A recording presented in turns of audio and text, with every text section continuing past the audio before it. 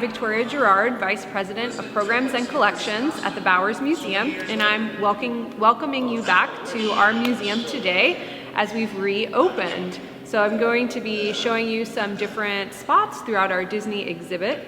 And as you can see above me right here, we have our Dumbo who is welcoming you, and he's really excited about welcoming you back to the museum and back into our exhibition.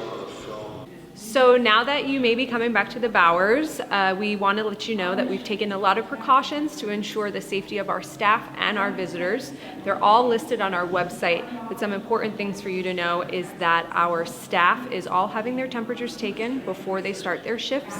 We are requiring masks. We are limiting ticket access to a certain number of tickets per hour. We're limiting entrance and exit points, maintaining social distance, encouraging hand washing. We have a lot of extra sanitizer throughout the museum and many more precautions you can find on our website. We've also limited any kind of high-touch areas that were interactives in our exhibits, so those spaces are no longer available. And we are not conducting group or school tours at this time. So I'm standing here in front of an Animators Desk, and so this part of our Walt Disney Archives exhibition is showing visitors exactly what it would look like if they were kind of peeking behind the shoulder of an animator working on a film. We have some items here from the movie Fantasia, some sketches and maquettes, so you really get an idea of what it is like to have been an animator in the kind of golden age of animation. And as we move through this room here, this room replicates what the Disney Archives staff calls the reading room. So this is where people can come and do research and utilize the historic material in the archives. We had a lot of interactive material in this empty space that you're seeing here, but due to safety precautions, we've taken that away for the time being. But you still get an idea of what that reading room looks like in Burbank, and we tried to replicate this room exactly down to even some of the casework that was utilized in the room. We've replicated their bookshelves as well here, so visitors to the exhibition can take a peek and see what's on the bookshelves of the archives staff. And there's a really interesting story that speaks to the history of the archives over here. So this is a snow globe that is a prop from the film Mary Poppins, and the archive staff likes to talk about how important it is to the history of the Walt Disney Archives. So when Dave Smith, the very first archivist, was charged with creating the Walt Disney Archives, he was going through a lot of unlikely places to see if he could find things to add to the archives and the historic memory of the Walt Disney Company. So he was in a janitor's closet and he found this snow globe at the top of a locker, and he instantly recognized it as being the prop from Mary Poppins. And he asked the janitor about it, and the janitor hadn't really known what it was and just said he really liked the way it looked, so he was hanging on to it. So that was one of the first treasures that Dave Smith discovered to kind of start preserving the history of the archives. So all throughout this room, again, the idea was to replicate the experience of researching in the archives.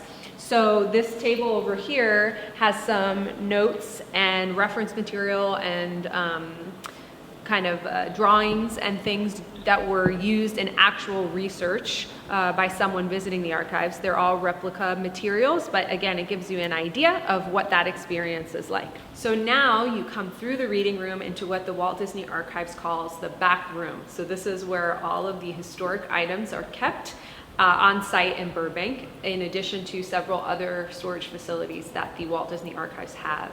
But in this room, we're replicating some of the gems of the archives collection, including this carpet bag that was used in the film Mary Poppins, which is a really kind of fun and exciting prop.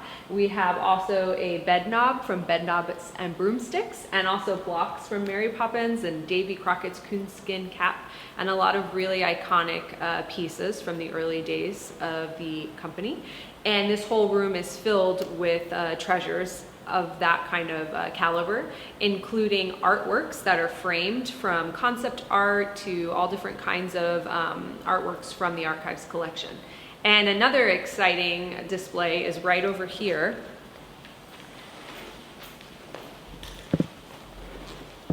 In this case, we have three what are known as 3 prop books, And these books are the actual storybooks that are seen in the opening credits of movies. So here we have Snow White and the Seven Dwarfs, Cinderella, and Sleeping Beauty. So if you think back to those movies in the opening credits, there's a book that actually opens as the credits are rolling, and we're lucky enough to have these books.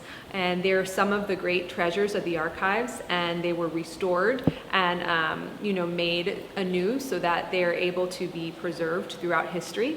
So they're really beautiful, and it's definitely something you want to see when you come on over to the exhibit. Right here behind me, we also have a really important object as well. This is what is known as the Alice Comedies contract. And this is one of the documents that started the Walt Disney Company. So Bowers is really excited to showcase this piece. And our colleagues at the Walt Disney Archives were so comfortable with us as the Bowers Museum and our partnership and our abilities to present artifacts and exhibitions safely that they included this very important document in our exhibition.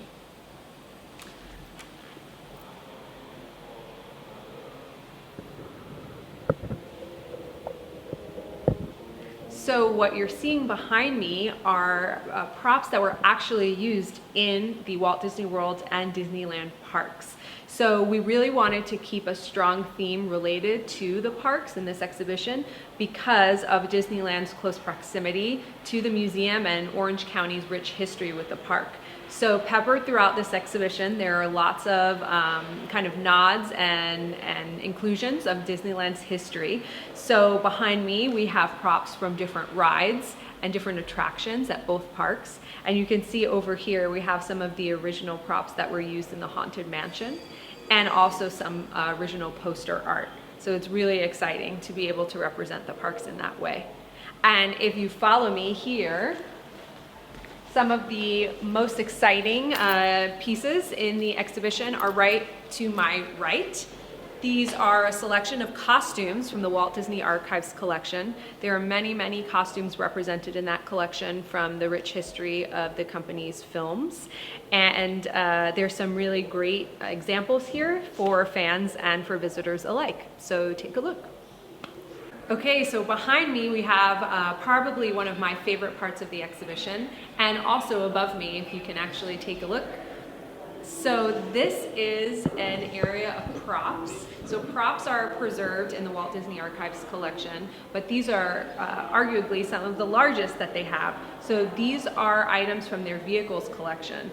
We have the Model T from the Absent-Minded Professor, a piano bike that was used in the park, and of course Herbie the Love Bug.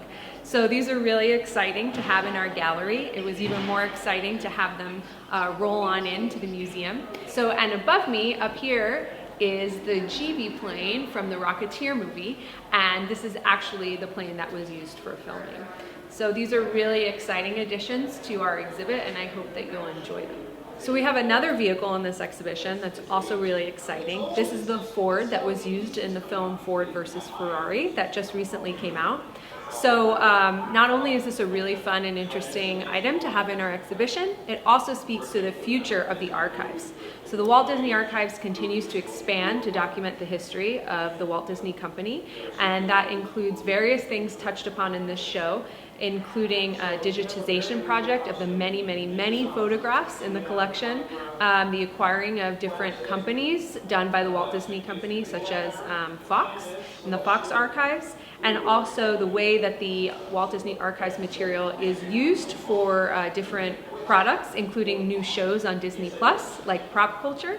So all of that is also discussed in this exhibition.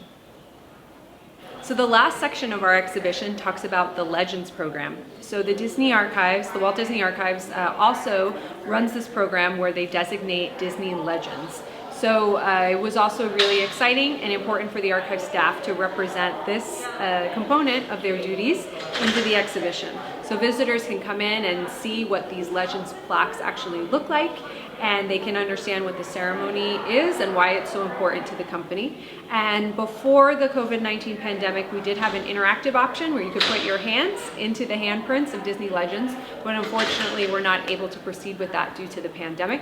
But you can still take a look at the signatures and handprints of some of your favorite Disney Legends. Also, there is a digital guide to this exhibition that you can access from home or while you're here. All of the label text in the exhibition is featured on that digital guide, and you can find it right on your mobile device at bowers.org. Bowers has also been doing an incredible amount of virtual programming to make up for the lack in programs and tours that we're able to do. We're hoping to launch a school tour program that is virtual and virtual group tours. We have all kinds of art projects updated regularly and our collections blog and so much more. So please take a look at our Bowers at Home website to participate in virtual programs.